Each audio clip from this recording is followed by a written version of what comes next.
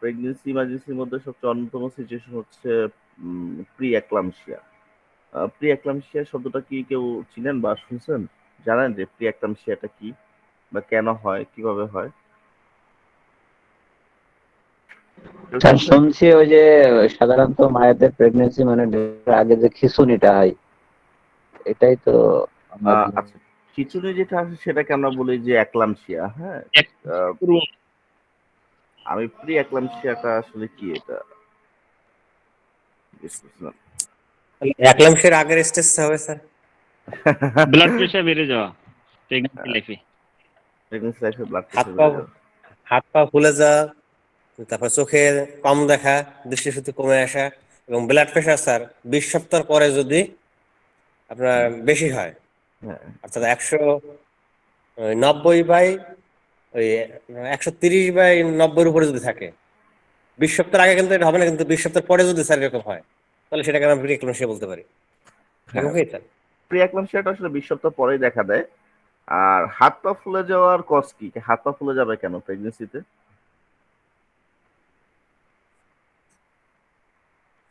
হাত পা ফুলে যাওয়ার সাথে তো সম্পর্ক থাকে, তো পানি কিডনি যাওয়াটাই সম্পর্ক বলে। থাকে স্যার, জি, সরি। কিডনির সম্পর্ক থাকে স্যার। আচ্ছা, কিডনি কি সম্পর্ক? সেই সম্পর্কটাই জানতে চাচ্ছি আসলে কেন ফুলবে? কিডনি কি করলো এরকম যে আপনার শরীরটা ফুলে গেল? কিডনির যে কাজ সেটা হচ্ছে হলো পানি মানে পানি প্রস্রাব ডিসচার্জ আকারে করে বের না। করে দেওয়া স্যার। হ্যাঁ, আচ্ছা, ডিসচার্জ হয় না, সেটা তাহলে সমস্ত শরীরে ছড়িয়ে পড়ে। আচ্ছা, তার মানে বলতে চাচ্ছেন যে প্রেগনেন্সি অবস্থায় যখন প্রস্রাব কমে যাবে এবং প্রেশার বেড়ে যাবে তখন আসলে প্রি এক্লাম্পসিয়া ডেভেলপ করে, এরকম কিছু? জি স্যার।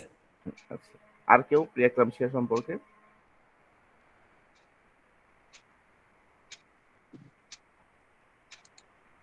আচ্ছা, প্রি এক্লাম্পসিয়া আসলে একটা মাল্টিপল সিস্টেম ডিসঅর্ডার বলি আমরা, মাল্টি সিস্টেম ডিসঅর্ডারের একটা ডিজিজ, যেটা আসলে আপনি ঠিকই বলছেন যে 20 সপ্তাহ পরে ডেভেলপ করে, আসলে 20 সপ্তাহ পরে ডেভেলপ করে। যার অন্যতম সিমটমস হচ্ছে হাইপারটেনশন, উচ্চ রক্তচাপ দেখা দেয়। আর হাইপারটেনশনটা বেসিক্যালি আপনি যেটা বললেন 130/90, না 130/90 আমরা মেডিকেলি হাইপারটেনশন বলি না। হাইপারটেনশন হতে হলে সিস্টোলিক 140-এর উপরে থাকবে এবং ডায়াস্টোলিক 90-এর উপরে থাকবে। ওইটাকে আমরা হাইপারটেনশন বলি, যে 140/90-এর উপরে থাকবে। এবং তার সাথে একটা অন্যতম ফিচার হচ্ছে প্রোটিন ইউরিয়া। প্রোটিন ইউরিয়া মানে হচ্ছে আহ প্রস্রাবের সাথে প্রোটিন চলে যাবে। হ্যাঁ, প্রস্রাবের সাথে প্রোটিন চলে যাবে। আর যখন প্রস্রাবের সাথে প্রোটিন চলে যায় তখন কি হয় যে আসলে আমাদের একটা প্রোটিন আছে, প্রোটিনের নাম হচ্ছে অ্যালবিউমিন। অ্যালবিউমিন আসলে লো মলিকিউলস একটা প্রোটিন, যা একদম সূক্ষ্ম ক্ষুদ্র একটা প্রোটিন, যে প্রোটিনটা আমাদের শরীরের পানির ভারসাম্য রক্ষা করে। পানির ভারসাম্যটা কি? যেমন আমাদের শরীরের ইন্টারনাল এবং এক্সটার্নাল ফ্লুইডের ব্যালেন্স রক্ষা করে একটা প্রোটিন, সেই প্রোটিনের নাম হচ্ছে অ্যালবিউমিন। যখন এই অ্যালবিউমিনটা চলে যায় প্রস্রাবের সাথে, মানে পাস হয়ে যায়, বেরিয়ে যায়, তখন কি হয়? তখন দেখা যায় যে আপনার ইন্টারসেলুলার ফ্লুইড গুলা ইন্টারস্টেসিয়াল ফ্লুইড মানে স্পেসে চলে আসে, মানে যে ফ্লুইডটা কোষের ভিতরে থাকার কথা ছিল সেই ফ্লুইডটা কোষের ভিতরে না থাকে, সেই ফ্লুইডটা এসে অ্যাকুমুলেশন করতে থাকে আমাদের একটা স্পেস আছে, ইন্টারস্টেসিয়াল স্পেস বলি, মানে কোষ এবং এক্সট্রাসেলুলার ফ্লুইডের মাঝখানে যে স্পেসটা থাকে সেটাকে বলে ইন্টারস্টেসিয়াল স্পেস। সেই ইন্টারস্টেসিয়াল স্পেসের মধ্যে এসে জমতে শুরু করে। ওই ওই অবস্থাটাকে আসলে আমরা বলি যে আর পানি চলে আসছে, পা মোটা হয়ে গেছে, হাত পা মোটা হয়ে গেছে। এটা কজ কি? কজটা হচ্ছে প্রোটিন চলে যাবে ইউরিনের সাথে। হ্যাঁ, ইউরিনের সাথে যখন প্রোটিন চলে যাবে তখন কিন্তু আসলে আপনি দেখবেন যে ম্যাক্সিমাম মানুষের শরীরে পানি চলে আসে, ফুলে যায়, হাত পা ফুলে যায়, মোটা হয়ে যায়। হ্যাঁ, এটা কজ হচ্ছে প্রোটিন চলে যাবে। হ্যাঁ, প্রোটিন চলে যাবে এরকম একটা রোগের নাম বলেন তো, প্রেগনেন্সি ছাড়া কোন কোন অবস্থায় প্রোটিন যেতে পারে প্রস্রাবের সাথে? ইউরেথ্রাইটিস আছে, ইউরেথ্রাইটিস। হ্যাঁ, ইউরেথ্রাইটিসে না, আসলে ইউরেথ্রাইটিসে প্রোটিন চলে যায় না। আর কোনো কেউ?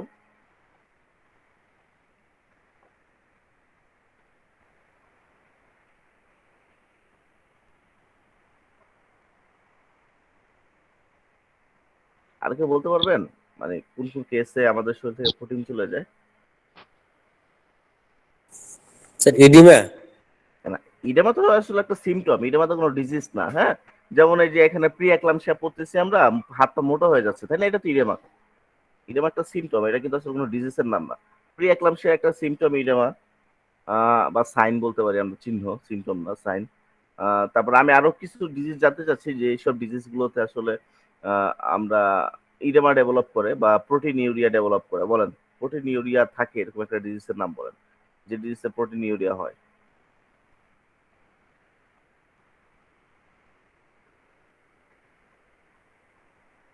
আচ্ছা, ইউরেথ্রাইটিস যে বলছেন, সিকেডিতে না স্যার, সিকেডিতে আসলে প্রোটিন ইউরিয়া হয় না। কারণ সিকেডিতে তো এমনি অ্যানিউরিয়া দেখা দেয়, আসলে প্রস্রাব কমে যায়। সাউন্ড শোনা যাচ্ছে না? আমার তো মনে হচ্ছে শোনা যাচ্ছে সাউন্ড, তাই না? আমরা স্পষ্ট পাচ্ছি শুনতে স্যার, আমাদের সমস্যা হচ্ছে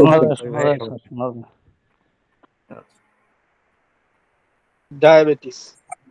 স্যার প্রবলেম হচ্ছে, একটু কষ্ট করে ফোনটা অফ, মানে লিংক থেকে বের হয়ে আবার কষ্ট করে একটু ঢুকেন। আসসালামু আলাইকুম স্যার, প্লিজ কন্টিনিউ করেন স্যার। হ্যাঁ হ্যাঁ, কন্টিনিউ করতেছি। আসলে এটা হচ্ছে নেফ্রাইটিস। হ্যাঁ, ইউরেথ্রাইটিস যে বলছেন সে আসলে ইউরেথ্রাইটিস মিন্স ব্লাডার ইনফ্লামেশন। হ্যাঁ, ব্লাডারের ঠিক উপরে থাকে আমাদের ইউরেথ্রার, ইউরেথ্রার উপরে থাকে আমাদের কিডনি। হ্যাঁ, কিডনির মধ্যে যদি কোনো প্রদাহ হয়, অ্যাকুয়েট বা ক্রনিক, সেটা যে লেভেলের প্রদাহ হোক, তখন কিন্তু আসলে আমাদের নেফ্রন গুলো ঠিক মতো ছাকতে পারে না। নেফ্রন গুলো ঠিক মতো প্রোটিনকে ছাকতে না পারার কারণে প্রোটিন গুলো কি হয়, কিডনি পাস করে চলে যায়। কিডনি পাস করে আমাদের ইউরেথ্রার মধ্যে আসে, ইউরেথ্রার পরে সরি ইউরেটার থেকে ইউরের ব্লাডার, ব্লাডার থেকে ইউরেথ্রা হয়ে পাস হয়ে চলে যায়। তখন দেখা যায় যে আমরা প্রোটিন ডেফিসিয়েন্সিতে ভুগি বা প্রোটিনের একটা মানে ঘাটতি শুরু হয়। তখনই কিন্তু আসলে আমাদের ইডেমা ডেভেলপ করতে পারে। এছাড়া আরো কিছু রোগ আছে, নেফ্রোটিক সিনড্রোম। নেফ্রোটিক সিনড্রোম, এই এই এই সিমটমটার নাম শুনছেন কখনো? নেফ্রোটিক সিনড্রোম, নেফ্রাইটিক সিনড্রোম আর নেফ্রাইটিস, এই শব্দটা কে কে শুনছেন এখানে যারা আছেন? নেফ্রাইটিস আর নেফ্রোটিক সিনড্রোম। নেফ্রাইটিস নেফ্রনের প্রদাহ। নেফ্রাইটিস মানে নেফ্রনের প্রদাহ, আর ইয়াটা নেফ্রোটিক সিনড্রোম। এটা স্যার জানি না, শুনেছি কিন্তু মনে নাই। আচ্ছা, আর কেউ? আচ্ছা, হ্যাঁ, নেফ্রনের ডিসফাংশন। হ্যাঁ, অনেকটা নেফ্রনের ডিসফাংশনই বলি আমরা, যে নেফ্রন ঠিকমতো ফাংশনাল চেঞ্জ, নেফ্রন ঠিকমতো ফাংশন করতে পারে না। হ্যাঁ, ওই অবস্থাটাকে কিন্তু হ্যাঁ, নেফ্রোটিক সিনড্রোমে আপনার মুখের পরিবর্তনটা আসবে আর কি, বিশেষ করে চোখের নিচে ফুলে যাবে। না, নেফ্রাইটিস বা নেফ্রোটিক সিনড্রোম দুটার মধ্যে আমরা ইডেমা, সিভিয়ার ইডেমা ডেভেলপ করলে মুন ফেস যেটাকে আমরা বলি না, মুন ফেস যখন আসবে তখন আসলে দুটার মধ্যেই পাই।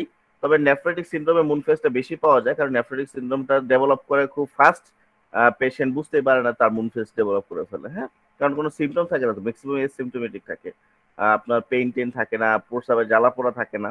কারণ নেফ্রাইটিস হওয়ার কারণ হচ্ছে ইনফেকশন থাকে নেফ্রাইটিসে, সেই জন্য দেখা যায় যে পেশেন্ট পেইন ডেভেলপ করে, পেশেন্টের প্রস্রাবে জ্বালা পোড়া হয়, ফিভার থাকে। বাট নেফ্রোটিক সিনড্রোমের মধ্যে এরকম কিছুই থাকে না খুব একটা। হ্যাঁ, শুধু দেখা গেল যে প্রোটিন ইউরিয়া, এর সাথে দেখা গেল যে ইডেমা ডেভেলপ করতেছে, পেশেন্টের ইউরিনের সাথে ব্লিডিংও হয় না। কিন্তু নেফ্রাইটিসে ব্লিডিং হয়, জ্বালা পোড়া হয়, ব্যথা হয়, সেজন্য পেশেন্ট বুঝতে পারে, খুব দ্রুত সে ডাক্তারের শরণাপন্ন হয়। কিন্তু নেফ্রোটিক সিনড্রোমের সময় খুব একটা সে মানে কমপ্লিকেসি সিমটম ডেভেলপ করে না, তো বুঝতেই পারে না যে তার এত বড় একটা প্রবলেম অ্যারাইজ করছে। হ্যাঁ, এই জন্য আসলে আমরা মুন ফেসটা একটু বেশি দেখতে পাই। আপনি যেটা বললেন যে চোখ ফুলে যাওয়া, গাল ফুলে যাওয়া, এটা আসলে মুন ফেস বলি আমরা। হ্যাঁ, চাঁদের মতো মুখ বা মুন ফেস। আচ্ছা, মুন ফেস হয় এরকম আরেকটা রোগের নাম কেউ বলতে পারবেন? মুন ফেস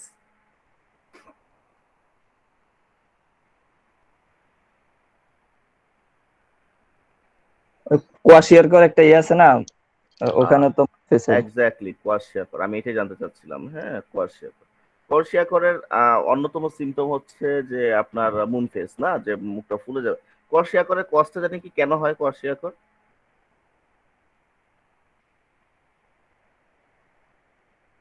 ওটা তো মনে হয় ক্যালোরি ডেফিসিয়েন্সি, আমার আসলে এক্স্যাক্টলি মনে নাই, ম্যারেজ ম্যাচ এগুলো অনেক আগে পড়ছি তো। আচ্ছা আচ্ছা, হ্যাঁ আসলে আরিফউদ্দিন ভাই আপনি কি মানে বিএইচএমএস হ্যাঁ না? হ্যাঁ, আমি বিএসএমএস রানিং স্টুডেন্ট, 4th ইয়ার বর্তমানে। ও আচ্ছা আচ্ছা, না আমি কিন্তু আপনার আরো বেশি আগে পড়ে আসছি মোটামুটি। হ্যাঁ হ্যাঁ আপনি অনেক আগে পড়ে ফেলছেন 4th ইয়ারে, আর গত বছর আপনি এটা পড়ছেন কৌশিয়াকর আর মেরাসমাস, কারণ কমিউনিটি মেডিসিন ছিল তাই না? হ্যাঁ, ফিজিওলজিটাও ছিল। ফিজিওলজি তো খুব একটা ইম্পর্টেন্ট ছিল না, বাট কমিউনিটি মেডিসিন এটা একদম এক্সামই ছিল, ডিফারেন্স বিটুইন কৌশিয়াকর আর হ্যাঁ মেরাসমাস। হ্যাঁ হ্যাঁ, হ্যাঁ ক্লিনিক্যাল সিমটমস অফ কৌশিয়াকর এরকম কিছু প্রশ্ন ছিল। এটা তো আপনি জাস্ট 1 বছর আগে পড়ে আসছেন। হ্যাঁ, আচ্ছা যাই হোক, তো কোয়ার্সিয়াকর আর ম্যারাসমাস, যাক ম্যারাসমাস আমরা না যাই, আমরা কোয়ার্সিয়াকর যেহেতু ছিল, কোয়ার্সিয়াকরের মেইন কজ হচ্ছে প্রোটিন ডেফিসিয়েন্সি। কোনো রোগী যদি প্রোটিন কম খায়, বিশেষ করে বাচ্চারা প্রোটিন কম খেলে কি হবে, তাদের শরীরটা ফুলে যায়, কারণ প্রোটিনের অভাব, সেই অভাবটা দুইভাবে হতে পারে, একটা হচ্ছে সাপ্লাই আর একটা হচ্ছে বডিতে না থেকে যদি বের হয়ে যায়। দুইটা কারণেই মানে বডিতে আপনার প্রোটিন অভাব দেখা দিতে পারে। একটা বললাম যে আমরা বেরিয়ে যাওয়ার কজগুলো আমরা বললাম যে নেফ্রাইটিস, নেফ্রোটিক সিনড্রোম, আর প্রেগনেন্সি অবস্থায় প্রি একলামশিয়া। এছাড়া যদি কেউ প্রোটিন কম খায় তখনও তার ইডেমা ডেভেলপ করবে। প্রোটিন কম খাওয়া বলতে কি, বাচ্চারা যদি দেখা গেল যে ডিম দুধ কম খাচ্ছে, প্রোটিনের অভাব হচ্ছে, তখন ওটাকে আমরা তখন ওই বাচ্চার মধ্যেও কিন্তু আপনার ইডেমা ডেভেলপ করবে বা প্রোটিন ডেফিসিয়েন্সি দেখা দিবে। হ্যাঁ, আর ক্যালোরি যে প্রবলেমটা বললেন আরিফ ভাই, ক্যালোরি প্রবলেমটা হচ্ছে যে আপনার ম্যারাসমাসের দেখা দেয়। মেরাসমাস, হ্যাঁ হ্যাঁ, হ্যাঁ মেরাসমাস। মানে শর্করা জাতীয় খাবার এবং পুষ্টি এগুলোর একসাথে অভাব হলে এটাকে আমরা বলি ম্যারাসমাস। হ্যাঁ, ম্যারাসমাসের একটা ইম্পর্টেন্ট হোমিওপ্যাথিক মেডিসিন বলেন তো দেখি। Marasmus abrotanum, exactly. আর আয়োডিন স্যার। আয়োডিনাম, আয়োডিন কি খুব একটা ম্যারাসমাসে ই করে না, যাক তারপরও আয়োডামও আমরা রাখি। আরেকটা অন্যতম ড্রাগস সাইলেশিয়া মনে হয় না ম্যারাসমাসের, খুব important drugs. Great emaciation of limbs. হ্যাঁ সাইলেশিয়া ক্যালকিরিয়াফাসও বলতে পারি স্যার আপনাকে। হ্যাঁ, গ্রেট ইমাচুরেশন অফ লিম্বস, হাত পা গুলো শুকায় আসে, এটা মেইন সিমটম হচ্ছে ম্যারাসমাস। ইয়া, হ্যাঁ ম্যারাসমাসের সিমটম। আচ্ছা যাই হোক, আমরা আসলে পড়তেছিলাম প্রি একলামশিয়া, চলে গেলাম কোথায় ম্যারাসমাস না। একটু বোঝানোর মানে এই জন্য আমরা এদিকে আসছিলাম আর কি।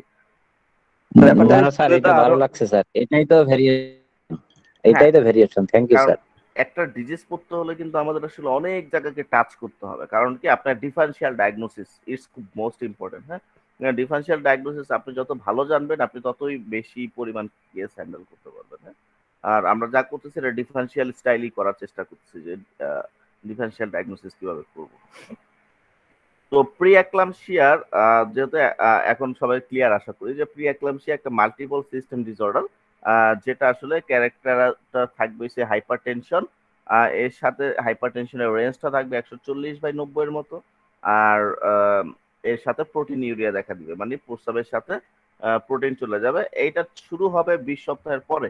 20 সপ্তাহের পরে এটা শুরু হবে, ওই অবস্থাকে আমরা আসলে বলি প্রি একলামশিয়া। আশা করি আর কারো কোনো কনফিউশন নাই, তাই না প্রি একলামশিয়া নিয়ে?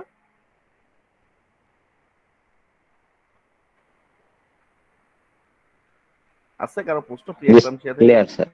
আচ্ছা, তো সেজন্য কি করবো আমরা, প্রি একলামশিয়া যখন কোনো প্রেগনেন্সি ওমেন থাকে, তাকে কিন্তু আমরা কমনলি প্রেশার মেপে দেখবো। হ্যাঁ, প্রেশার মেপে দেখাটা খুবই ইম্পর্টেন্ট, কারণ প্রেশার যদি আপনি না দেখেন তখন দেখা গেল যে তার কখন কিভাবে প্রি একলামশিয়া ডেভেলপ করতেছে আপনি বুঝতেই পারবেন না। সেজন্য রেগুলার মনিটরিং এক্সামিনেশনের মধ্যে আমাদের প্রেশার দেখাটা খুব ইম্পর্টেন্ট একটা এইম বলতে পারি আমরা।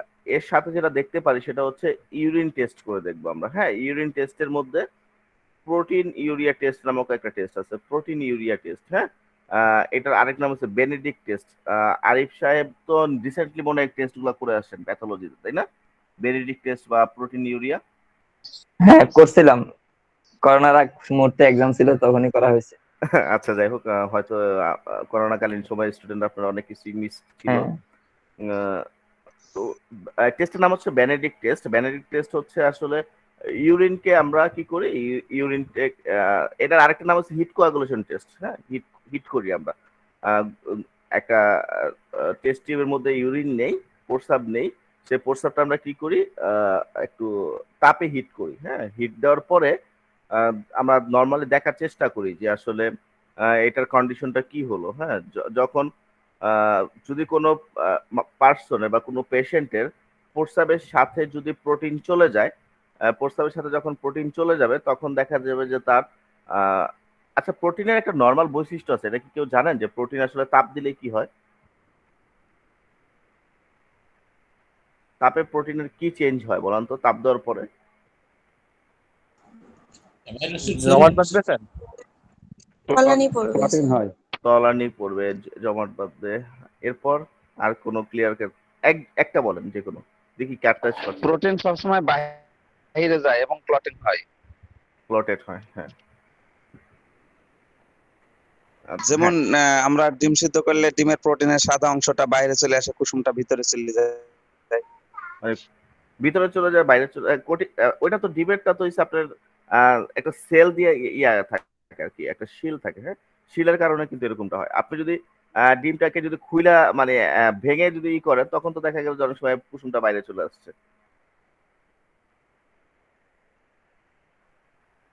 আসলে এটার মেইন যে ইয়াটা হচ্ছে মানে অনেকে কাছাকাছি বলছেন, কনসেপ্ট আমি ক্লিয়ার করার জন্য বলতেছি। এটা হলো যে আসলে প্রোটিনের বৈশিষ্ট্য হচ্ছে তাপ দিলে জমে যাবে, আর ফ্যাটের বৈশিষ্ট্য হচ্ছে তাপ দিলে গলে যাবে। সবসময় এটা মাথায় রাখবেন।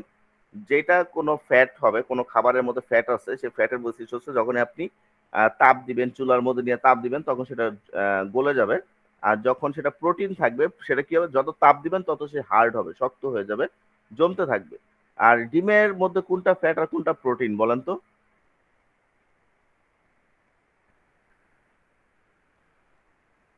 ডিমের মধ্যে ফ্যাট কোনটা আর প্রোটিন কোনটা বলেন? কুসুম হলো ফ্যাট ফ্যাটটা হচ্ছে আর সাদা অংশটা হচ্ছে প্রোটিন। প্রোটিন। আচ্ছা, এখন কথা হলো যে আমি একটু আগে একটা ডেফিনেশন বললাম যে ফ্যাটের বৈশিষ্ট্য হচ্ছে তাপ দিলে গলে যাবে, আর প্রোটিনের বৈশিষ্ট্য তাপ দিলে জমে যাবে। তাহলে কুসুমও জমে যাচ্ছে, প্রোটিনও জমে যাচ্ছে, তাহলে ব্যাপারটা কেমন হয় দাঁড়ানো যে কোনটা প্রোটিন আর কোনটা ফ্যাট, একটু ক্লিয়ার বলেন। আচ্ছা, সবটাই প্রোটিন স্যার। কনফিউশন শুরু হয়ে গেছে। তারপর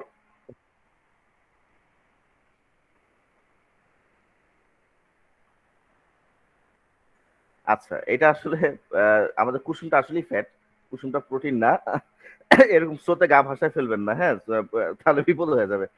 তো কুসুমটা হচ্ছে ফ্যাট, একদম 100% ফ্যাট, কিন্তু তার উপরে একটা গ্লাইকোপ্রোটিন লেয়ার থাকে, হ্যাঁ। এই গ্লাইকোপ্রোটিন লেয়ারের কারণে যখন আমরা তাপ দেই আসলে ওইটা সহজে সে তাপ নেয়, এবং তাপ নেওয়ার ক্ষেত্রে একটু পিকুলারিটি আচরণ বহন করে। পিকুলারিটি আচরণটা কি, সে জমতে থাকে আর কি, হ্যাঁ, এই গ্লাইকোপ্রোটিনের লেয়ারের কারণে। কিন্তু এটা আসলেই ফ্যাট, ওটা প্রোটিন না। ঠিক আছে, একটু পেঁচানোর জন্য আসলে প্রশ্নটা করলাম আর কি, একটু আপনাদের কনফিউশন তৈরি করলাম। আচ্ছা, তো যখনই আমরা একটা পেশেন্ট পাবো আপনার ইউরিন টেস্ট করার জন্য, তখন আমরা কি করি, তার ইউরিনটা একটা টেস্ট টিউবের মধ্যে নেই, নেওয়ার পর সেটা আমরা তাপ দিতে থাকি। যেহেতু প্রোটিন চলে যাচ্ছে কোনো পেশেন্টের, তাপ দেওয়ার পরে কি হবে, কিছু প্রোটিন জমে যাবে, তাই না? যেহেতু প্রোটিন থাকতেছে প্রস্রাবের মধ্যে, সেই প্রস্রাবটা যখন আমরা তাপ দিব দেখবো যে টেস্ট টিউবের ঠিক উপরই ভাগে, একদম উপরের অংশে কিছু প্রোটিন জমে গেছে, জমে উপরের দিকে একটা ঘোলাটে ভাব তৈরি করছে। এটা আসলে অনেক বড় বড় প্রোটিনের টুকরা থাকবে না, কারণ এটা তো সূক্ষ্ম জিনিস, হ্যাঁ, মাইক্রোস্কোপিক অনেকটাই। তখন দেখা গেল যে ছোট ছোট অনেকগুলো মানে প্রোটিন জমে এটা একটা ক্লাউড ভাব তৈরি করছে, মানে একটা ঘোলাটে ভাব তৈরি করছে। এই ঘোলাটে ভাবের জন্য আমরা আসলে কনফার্ম হই যে এটা আসলে প্রোটিন। তারপরেও আমাদের একটা কনফিউশন থেকেই যায় যে প্রোটিন ছাড়াও আমাদের ইউরিন ঘোলা করার জন্য আরেকটা বড় উপাদান হচ্ছে ভিটামিন সি বা অ্যাসকর্বিক অ্যাসিড। ভিটামিন সিও অনেক সময় আমাদের প্রস্রাবের সাথে চলে যায়, তখনও আসলে এরকম একটা সিচুয়েশন হয় যে আমরা যখন তাপ দেই ইউরিনটা নিয়ে, তখন আসলে ইউরিনটা জমে যায়, তো উপরের দিকে একটা ঘোলাটা ভাব শুরু হয়। এই জিনিসটাকে আমরা কনফার্ম করার জন্য আমরা কি করি, তার মধ্যে 5% অ্যাসিটিক অ্যাসিড নামক একটা অ্যাসিড আছে, অ্যাসিটিক অ্যাসিড। আমরা ওইখানে 5% অ্যাসিটিক অ্যাসিড দেই। অ্যাসিটিক অ্যাসিড দেওয়ার পরে যদি ঘোলাটা ভাবটা আরো বেড়ে যায়, তখন আমরা এটাকে কনফার্ম হই যে আসলে তার প্রস্রাবের সাথে প্রোটিন চলে যাচ্ছে, এবং তখনই আমরা আসলে ওই জিনিসটার মধ্যে আমরা প্রোটিন প্লাস এরকম একটা ইয়া পাই, রিপোর্টে যখন দেখতে পারি আমরা, সেই রিপোর্টের মধ্যে দেখা যায় যে প্রোটিন প্লাস লেখা আছে। দেখছেন কি ইউরিনের রিপোর্ট দেখছেন কেউ এর মধ্যে? জি স্যার, জি। হ্যাঁ, ইউরিনের রিপোর্ট যদি কেউ দেখে থাকেন তাহলে আশা করি এই জিনিসটা দেখছেন, মনে হয় প্রোটিনের পরে একটা প্লাস চিহ্ন দেওয়া আছে। আসলে প্রোটিনের পরে প্লাস চিহ্ন থাকা মানে হচ্ছে তার প্রস্রাবের সাথে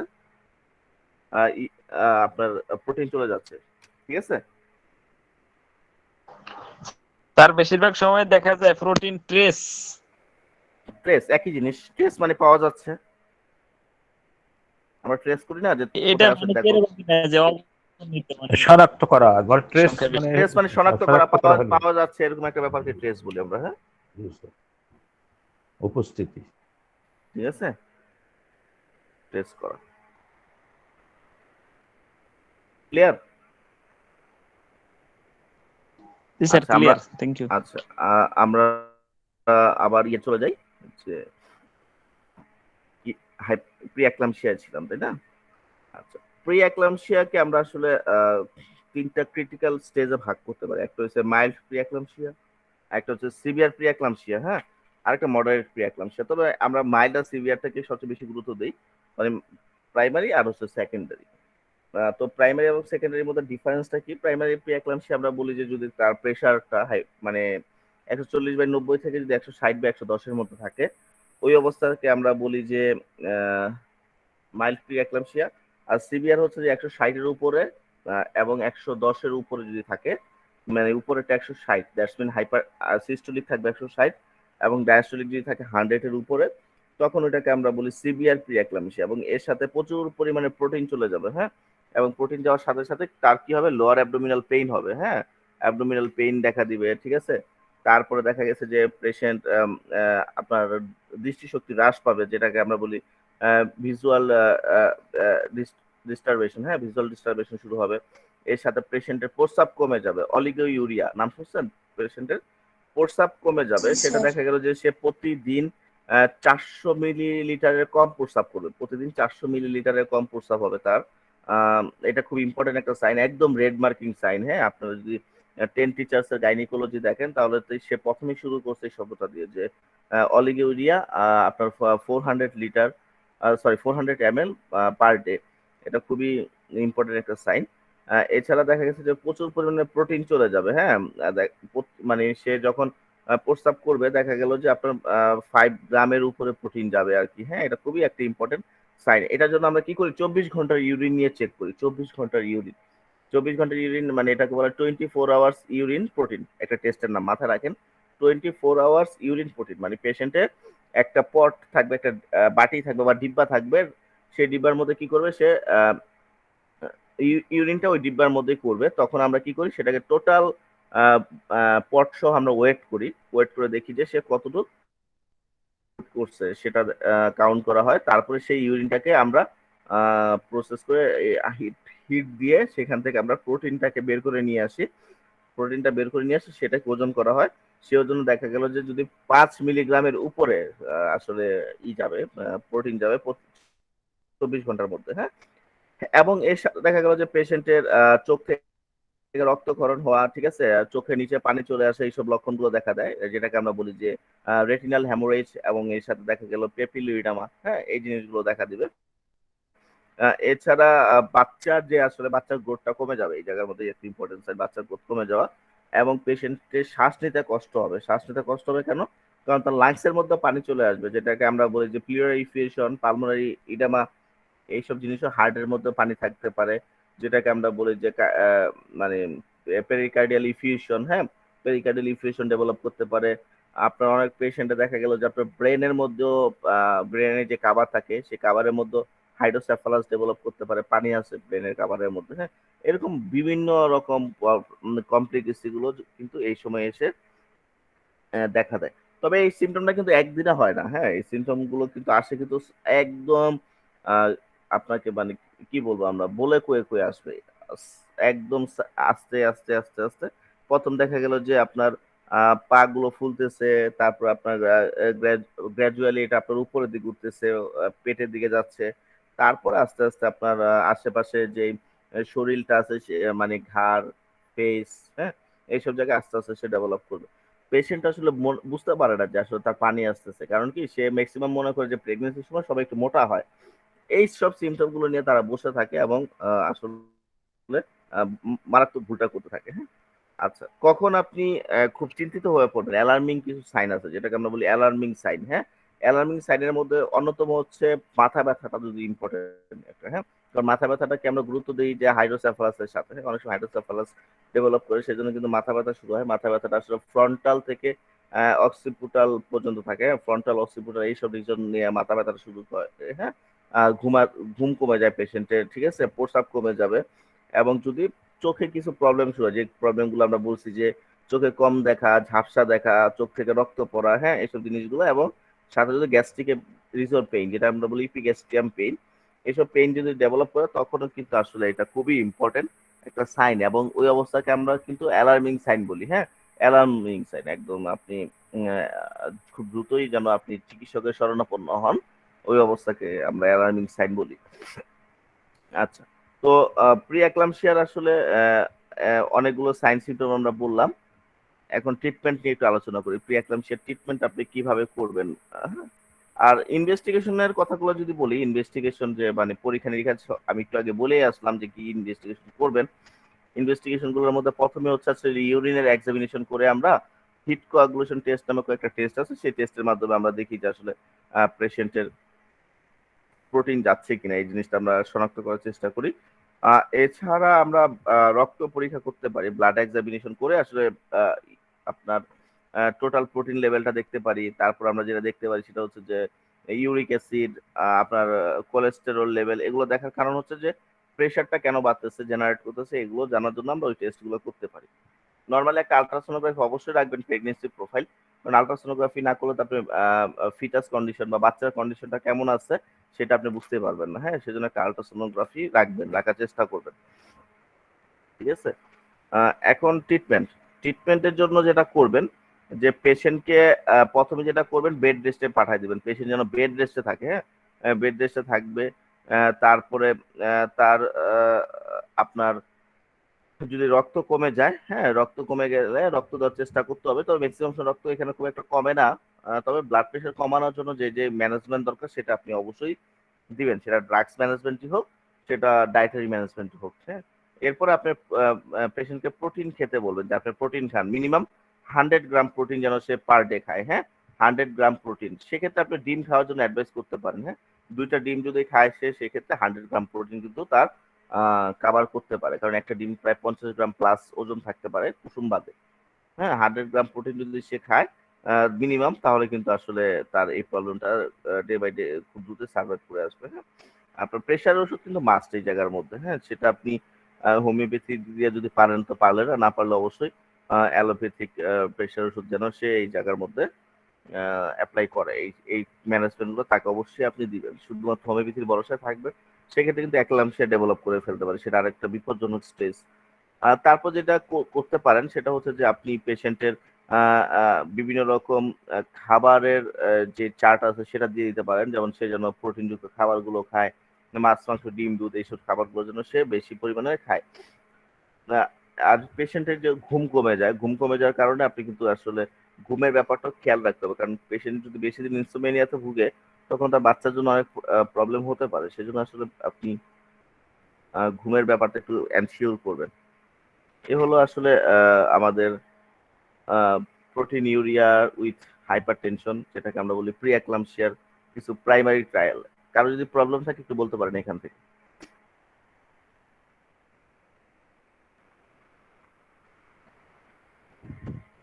কারো প্রবলেম আছে? আচ্ছা, ওই যে ব্লাড টেস্ট, ওখানে ব্লাডের কি পরিবর্তন আসতে পারে?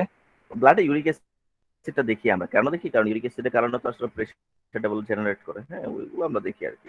এমনি কোনো পরিবর্তন আসার নাই, জাস্ট ইউরিক অ্যাসিডটা দেখি আর কি, ফর ওভার শিওর, হ্যাঁ। জি।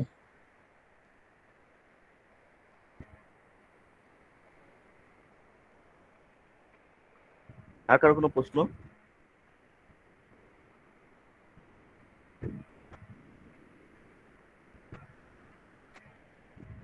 কারো প্রশ্ন নাই প্রি অ্যাক্লামশিয়া থেকে?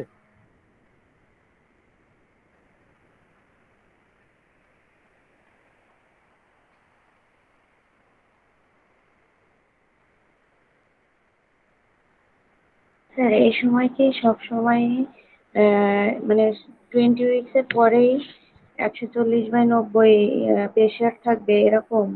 না, 20x এর পরে 140/90 প্রেসার থাকবে এমন কিছু না। 20x এর পরে যদি 140/90 প্রেসার ডেভেলপ করে, এর সাথে যদি প্রোটিন চলে যায় প্রস্রাবের সাথে, তখনই আসলে প্রি একলামসিয়া ডেভেলপ করবে। 140/90 প্রেসার থাকতে পারে না, এর নিচেই থাকবে আর কি নরমালি। হ্যাঁ, নরমাল পার্সনদের এর নিচেই থাকবে। না, আমি প্রি একলামসিয়ার কথা বলতেছি। হ্যাঁ, প্রি একলামসিয়া তো অবশ্যই 140/90 থাকবেই, এর সাথে প্রোটিন যাবে। হ্যাঁ, জি স্যার।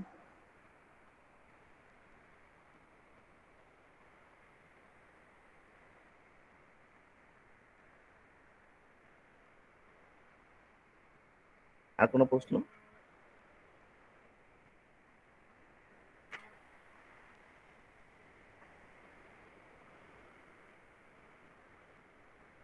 আর কোনো প্রশ্ন আছে প্রি একলামসিয়া থেকে?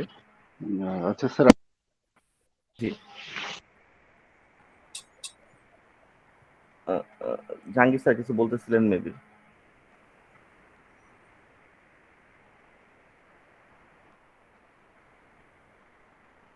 স্যার এই অবস্থায় আলট্রাসোনোগ্রামের কোন ফাইন্ডিংস কি অ্যাবনরমালিটি আসতে পারে?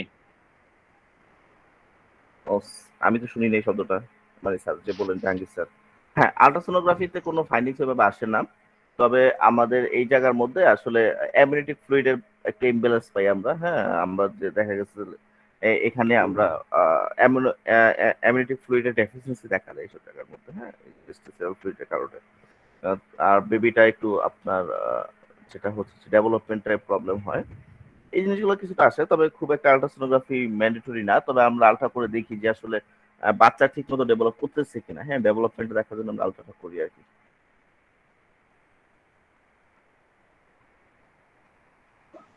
স্যার, আপনি প্রথম দিকে একটি বিষয় বলেছিলেন যে প্রোটিনিউরিয়া টেস্টের নামের মধ্যে বলেছিলেন। প্রোটিনিউরিয়াটি কি টেস্টের নাম হবে না কন্ডিশনের নাম হবে? না না, অবশ্যই প্রোটিনের একটা কন্ডিশন। হ্যাঁ, ক্লিনিক্যাল কন্ডিশন যে প্রোটিন চলে যাচ্ছে।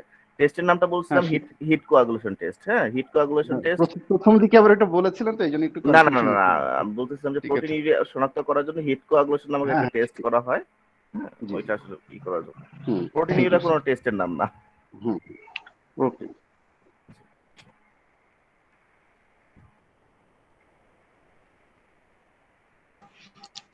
স্যার, আমরা ইউরিন আরি করলে তো মনে হয় প্রোটিন চলে আসে টেস্টের মধ্যে, না? ইউরিন আরি করতে গেলে অবশ্যই ওখানে আপনার স্পেসিফিক ওই হ্যাঁ ওটার সাথে হিট কোয়াগুলেশন থাকে। হ্যাঁ, প্রোটিন ইউরিনের মধ্যে আরির মধ্যে থাকে। রুটিনাল এক্সামিনেশনের মধ্যে এটা আসলে কেমিক্যাল এক্সামিনেশনের একটা পার্ট থাকে। অনেকগুলোর মধ্যে আসলে কেমিক্যাল এক্সামিনেশন নামে একটা পার্ট থাকে, সেই পার্টের মধ্যে প্রোটিন ইউরিয়াটা করা হয়। হ্যাঁ, প্রোটিনের অ্যালবুমিন প্রোটিনটা দেখা যায় আর কি। হ্যাঁ,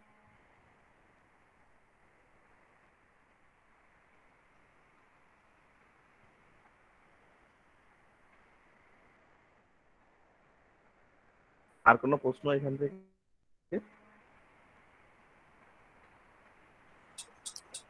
স্যার, বাচ্চা প্রসবের আগে এবং বাচ্চা প্রসবের পরে যে খিঁচুনিটা আসে, ওটা কি প্রি একলামসিয়া?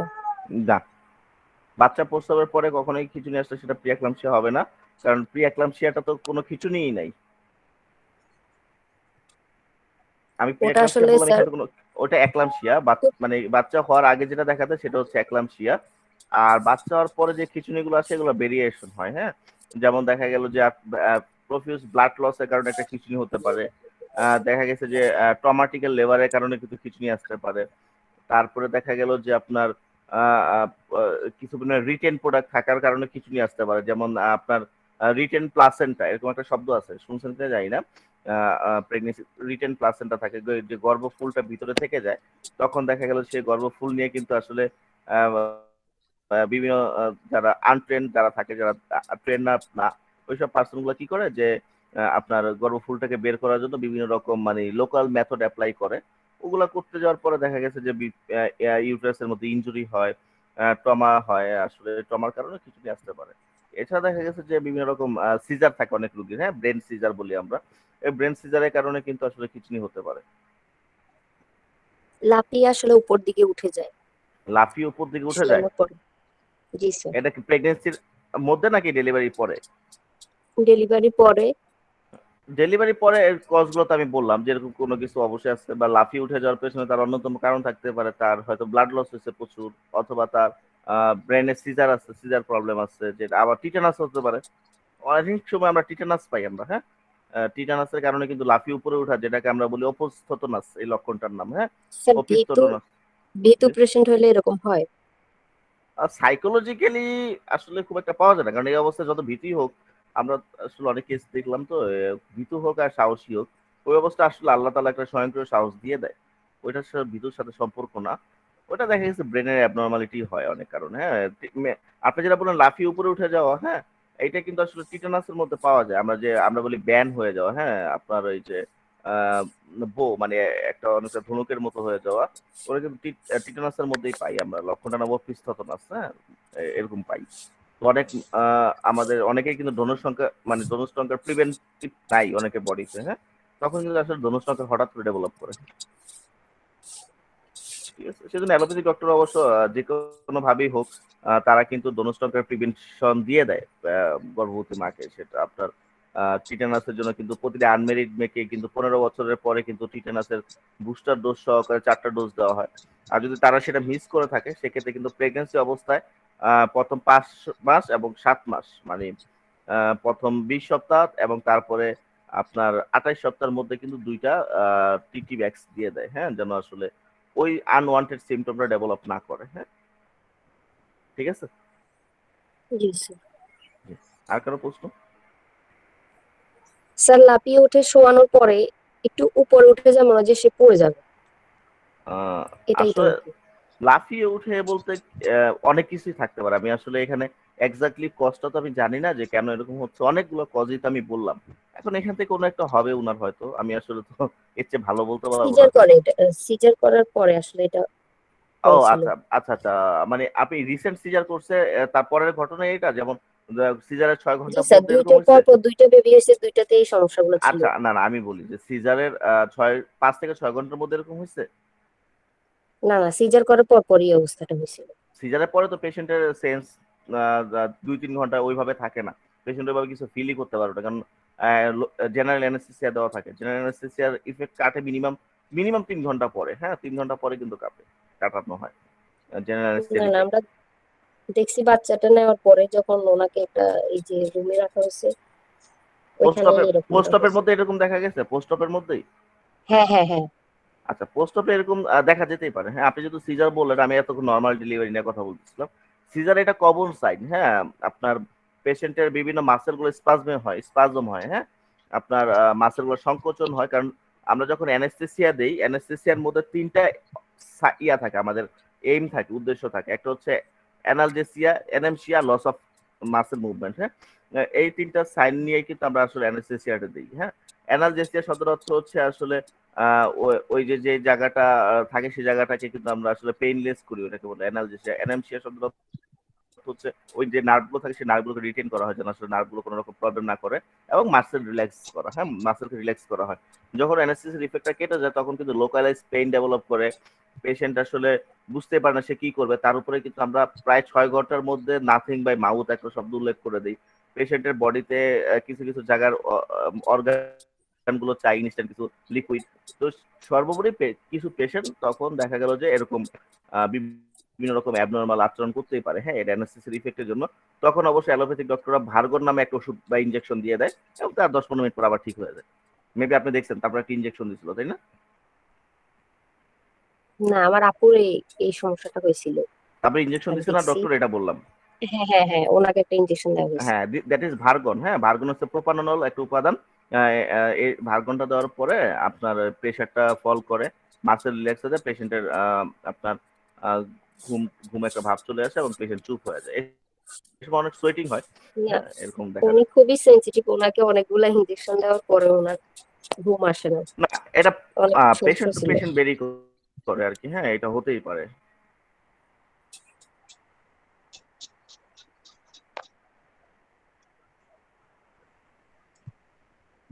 ঠিক আছে, আর কোনো প্রশ্ন? স্যার নেক্সট কমপ্লেইনে যান। নেক্সট কমপ্লেইন, নেক্সট টপিক হইতে পারতো, এটা কমপ্লেইন কেন? ওই তো আচ্ছা, নেক্সট কমপ্লেন্ট হচ্ছে একলামশিয়া। যেহেতু প্রি একলামশিয়া পড়লাম, এখন আমরা একলামশিয়া শুরু করবো ইনশাল্লাহ। হ্যাঁ, আচ্ছা, একলামশিয়াটা হচ্ছে যে প্রি একলামশিয়ার কমপ্লিকেশন কিন্তু, হ্যাঁ, প্রি একলামশিয়ার জটিলতা।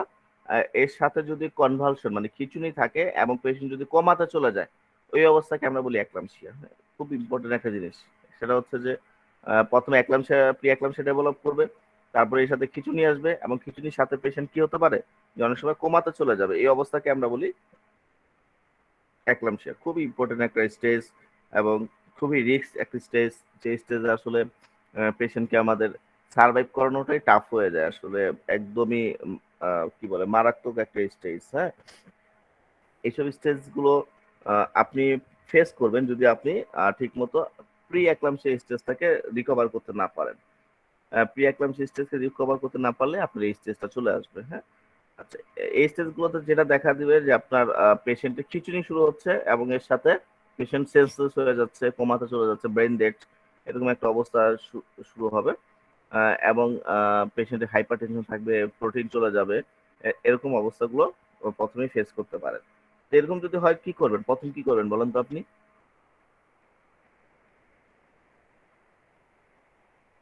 যদি একটা প্রি একলামশিয়া পেশেন্ট আপনার কাছে আসে, তখন কি করবেন?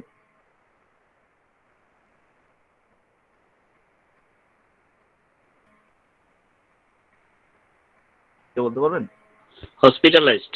হ্যাঁ, ইমার্জেন্সি হসপিটালাইজেশন, একদম বিকল্প নাই। আপনি বাসায় রেখে হসপিটালাইজ করব। হ্যাঁ হ্যাঁ, অবশ্যই হসপিটালাইজ করবেন। হ্যাঁ, বাসায় রেখে এটা কিছু করার মতো আপনার মধ্যে নাই। আপনি হসপিটালে পাঠিয়ে দিবেন যেন সে হসপিটাল থেকে ওইটার ব্যবস্থা রিসিভ করে। ঠিক আছে?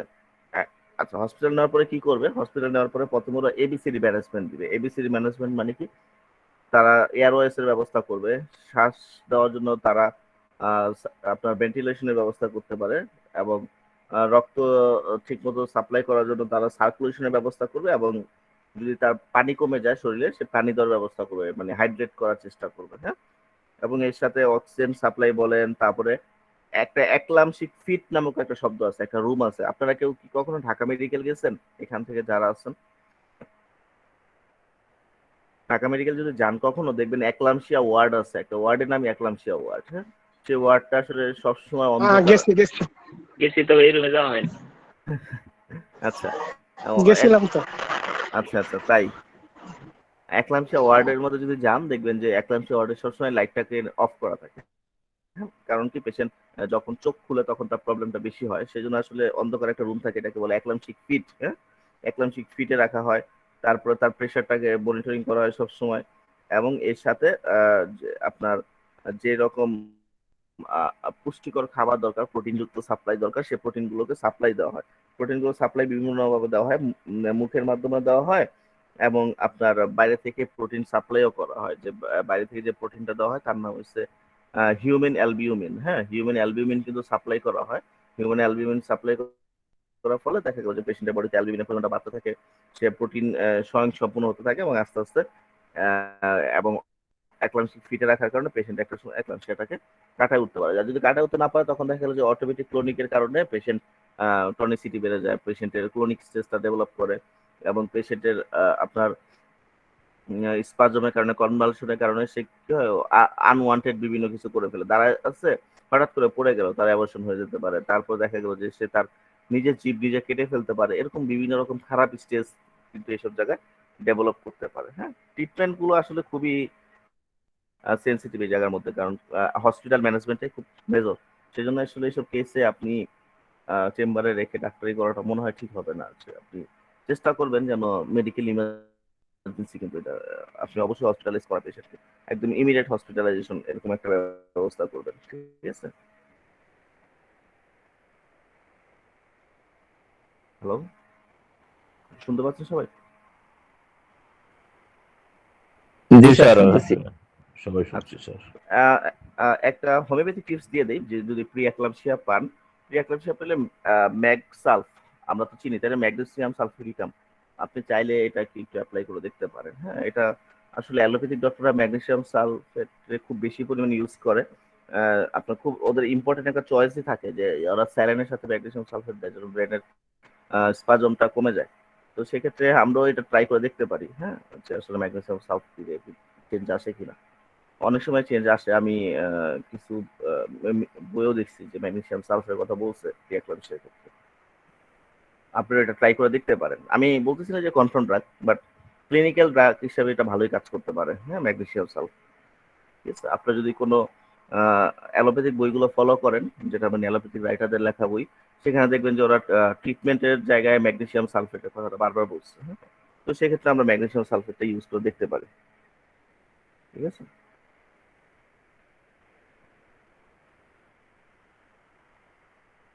কার কোনো প্রশ্ন আছে?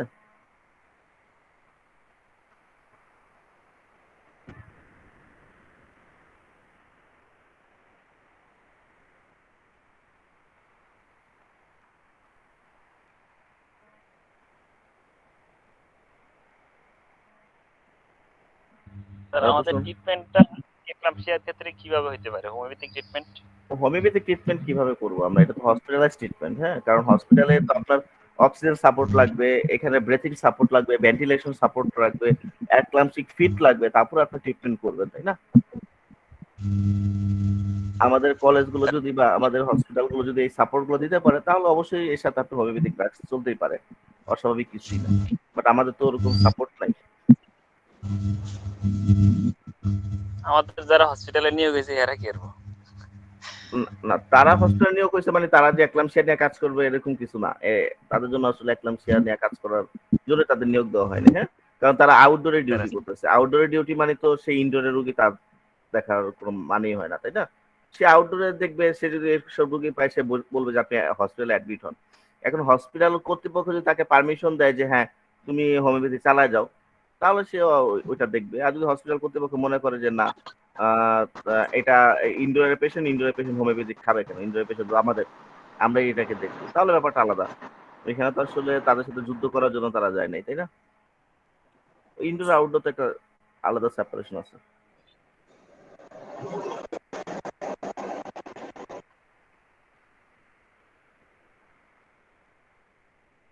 এক্লাম্পসিয়া নিয়ে কারো কোনো প্রশ্ন আছে?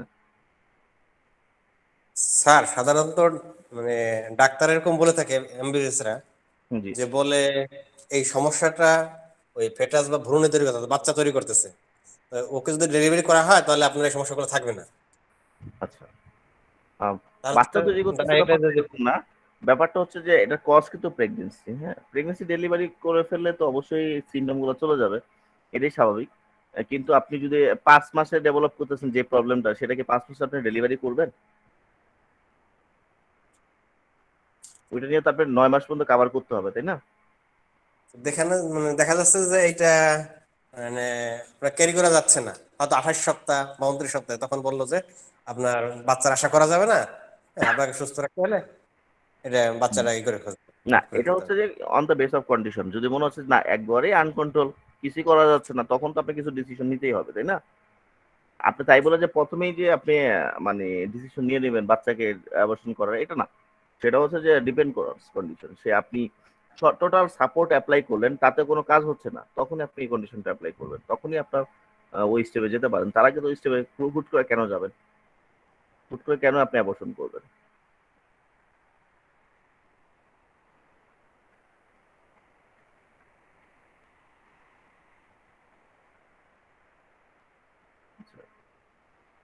আর কোনো প্রশ্ন? ক্লাস শেষ হলে পরে আমার একটা কোশ্চেন আছে। মানে এই টপিকসের উপরে? এই টপিক শেষ হলে পরে। এই টপিক শেষ হলে পরে প্রশ্ন আছে? এই টপিকটা শেষ, এখন প্রশ্ন করে যদি কেউ প্রশ্ন আচ্ছা করতে আচ্ছা যেহেতু ভালো যায় না, সিনিয়র